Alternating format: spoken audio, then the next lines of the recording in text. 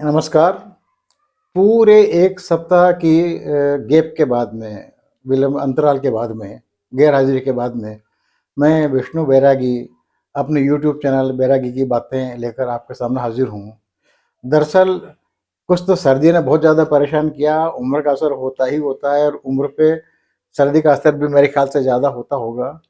और इससे आगे बढ़कर इंदौर में गए दिनों जो एक वारदात हुई, 2 पार्षदों के बीच में झगड़ा हुआ और उसमें पूरे इंदौर ने जिस तरह से मुर्दा रहकर जो प्रतिक्रिया दी, ठंडी प्रतिक्रिया या कहिए कि प्रतिक्रिया शून्य रहा पूरा शहर, उसने मुझे बहुत ही व्यथित किया। अब तक उससे व्यथित हूँ।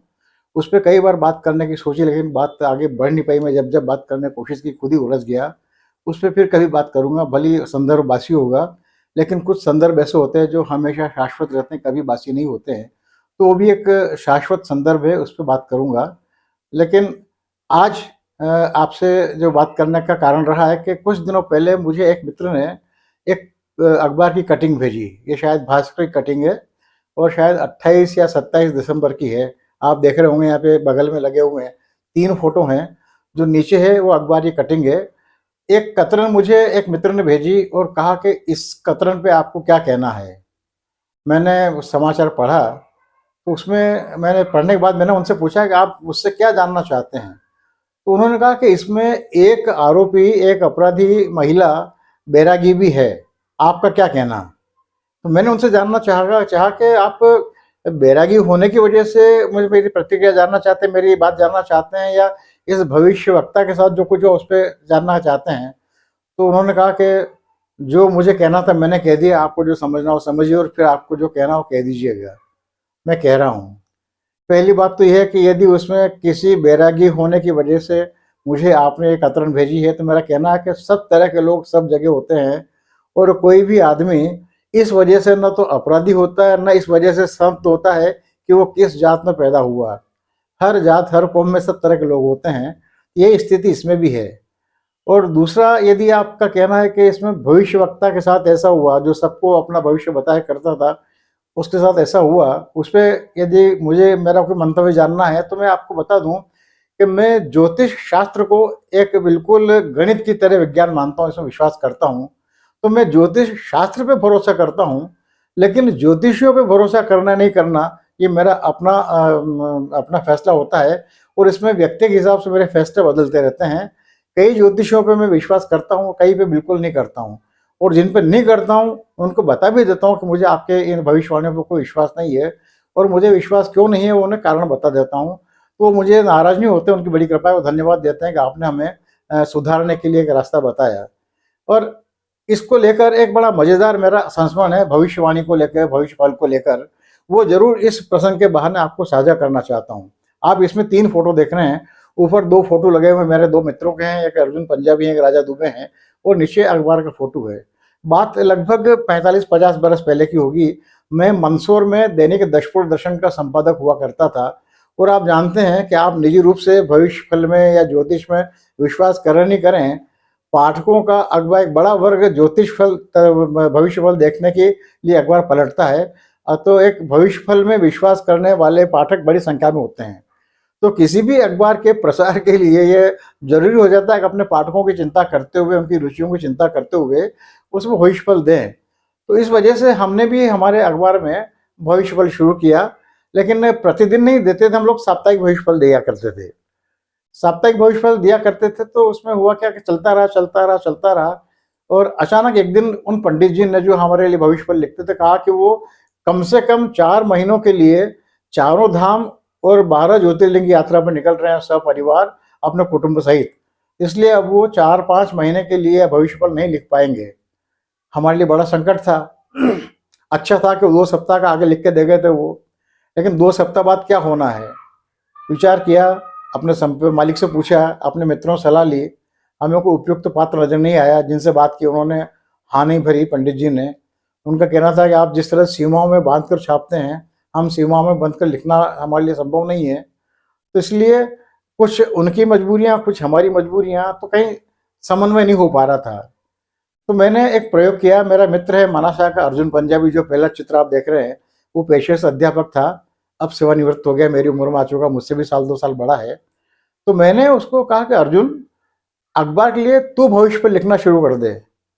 तो उसने बड़ी हैरत से मुझे देखा, बोले कैसी बातें करता है, तू उल्लू है, तेरे अकल है क्या नहीं है, भविष्य पर कोई रास्ते चलते लिखने की चीज़ है क्या?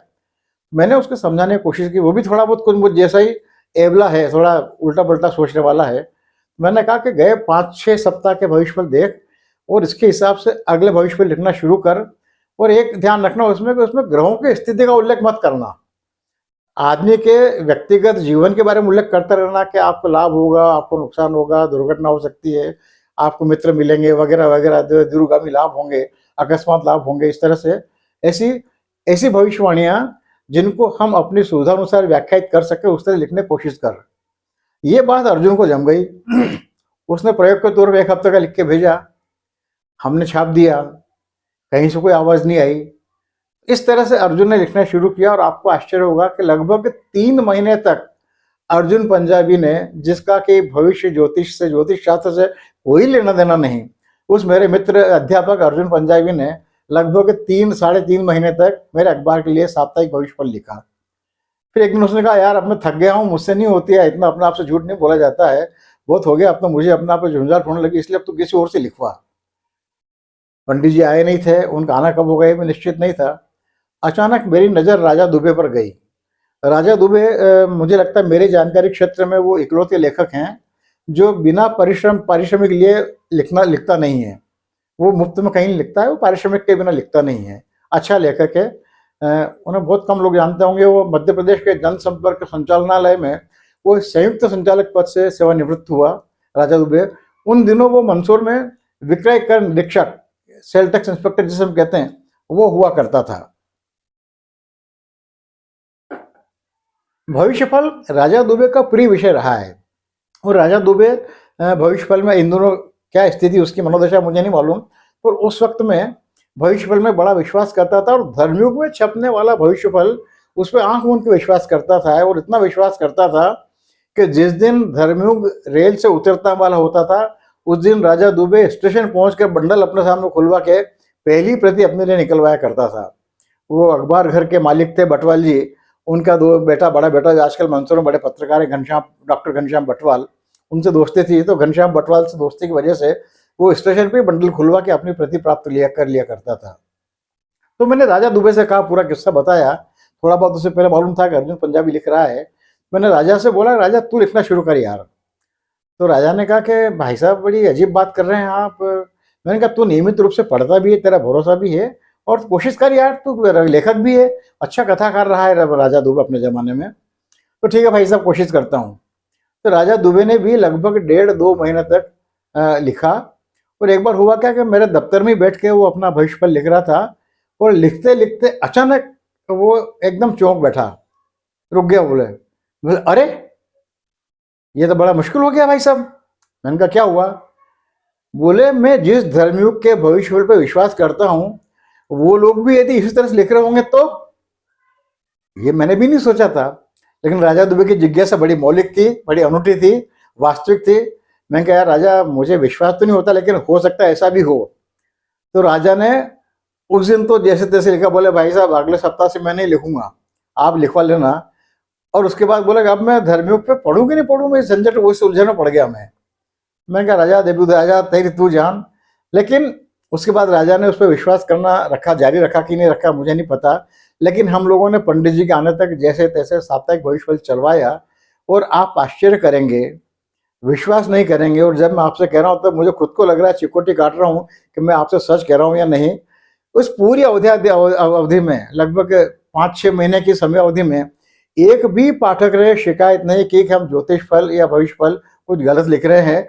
उल्टे 5-7 लोगों ने तो आके कहा कि पंडित जी आता पता बताओ हमको, हमारी बिल्कुल उनकी भविष्यवाणी बिल्कुल सटीक बैठ रही है। आपको किस्सा सुनाने के बहाना तो ये कतरन था, लेकिन आप भी यदि भविष्यफल में विश्वास रखते हैं, अखबारों में छपने वाले पे विचार कीजिएगा। मैं आपकी आस्था को ठेस नहीं पहुंचाना चाहता, ये मेरी कोशिश भी नहीं है।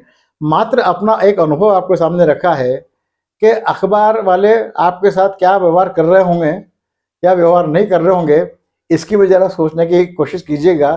और आज का ये प्रसंग आपको कैसा लगा, और मेरे इस प्रसंग के बाद में आपकी अपनी धारणाओं की दशा क्या रही, ये भी मुझे बताने की कृपा कीजिएगा, मुझे बहुत अच्छा लगेगा। बड़ी कृपा आपकी, बहुत बहुत धन्यवाद। मेरा चैनल सब्सक्राइब कीजिएगा, करवाइएगा, इस वीडियो को लाइक कीजिएगा और साझा भी कीजिएगा। सदैव की तरह आपका कृपाकांक्षी मैं विष्णु बैरागी। नमस्कार।